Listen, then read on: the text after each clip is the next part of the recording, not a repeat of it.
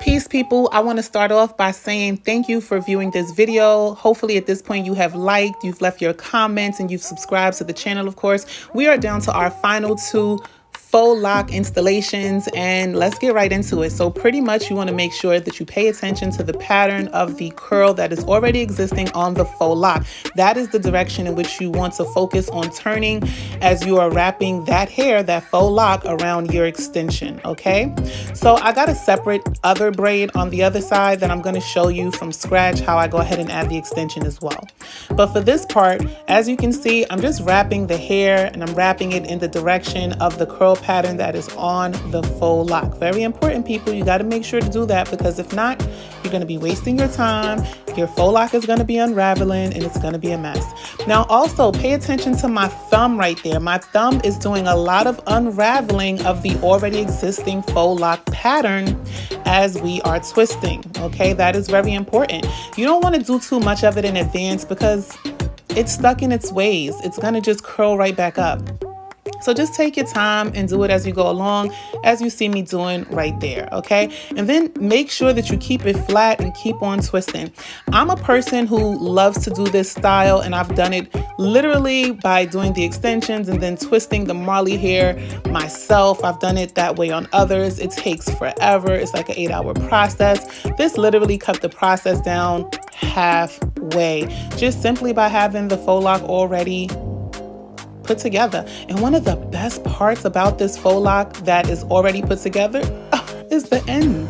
The end. Usually when I'm doing this style, using the Marley hair from scratch, oh my gosh, the ends are the hardest part. You either need to, you know, start twisting back upward and get you some glue, or either burn the ends just a bit. I've tried both methods, and I'm pretty good with both methods, but this right here, game changer. So as you can see, I'm still wrapping, I'm still twisting, but pay attention, because we are at the end. We are at the end of my extension, and this step is crucial in making sure that your faux lock stays in place.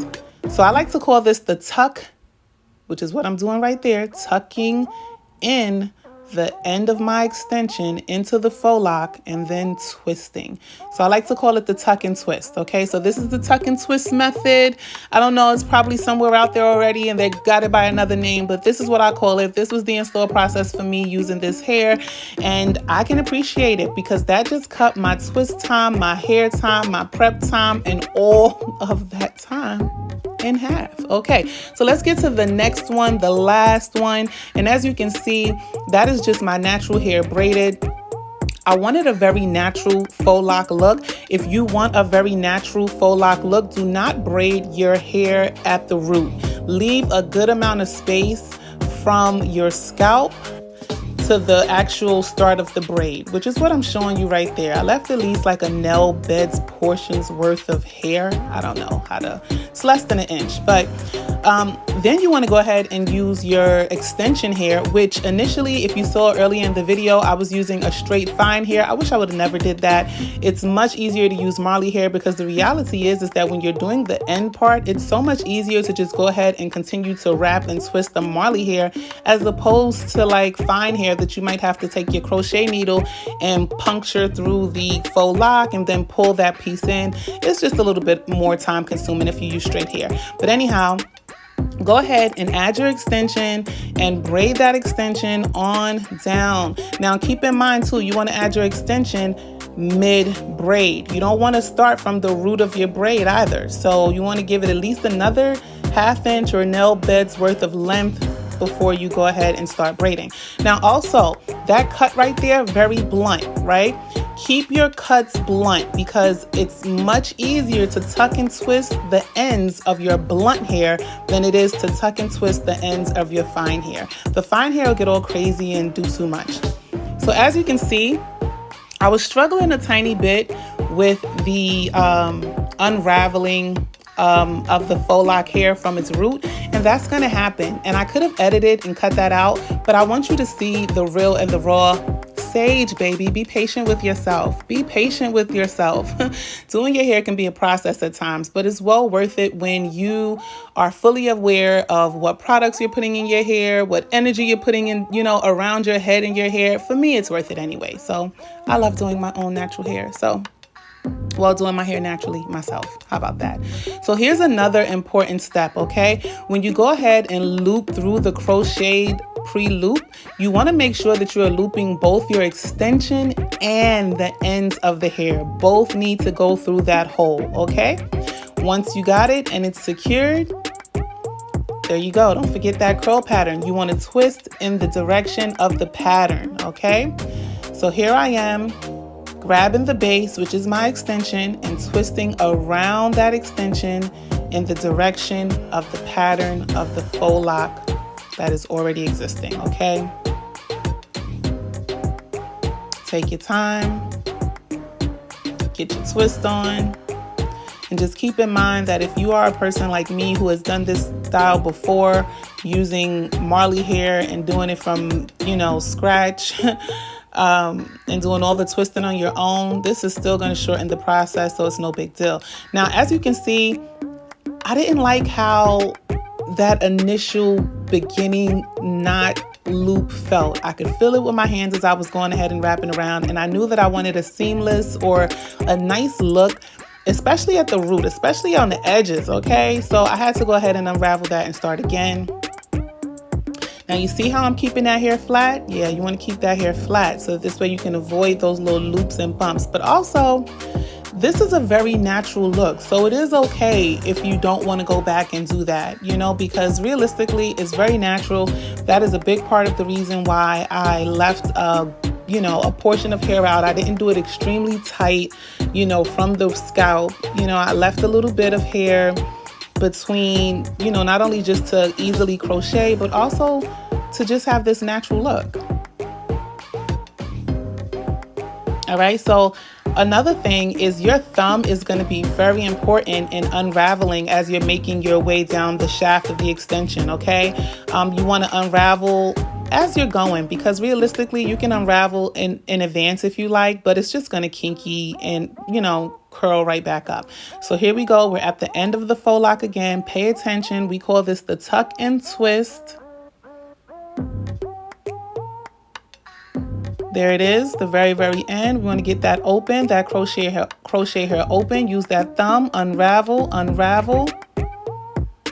Go ahead and tuck it in nicely, tuck it in, twist it around, twist it around. And see, this is the benefit of having Marley hair, because even though that was a very blunt piece, say it wasn't blunt, that Marley hair would have made it seamless and it would have looked great, period. But because I made it very blunt, it was just very simple to tuck and hide anyway, you know? So with that being said, thank you all for watching. Again, don't hesitate to like, comment, share, and subscribe.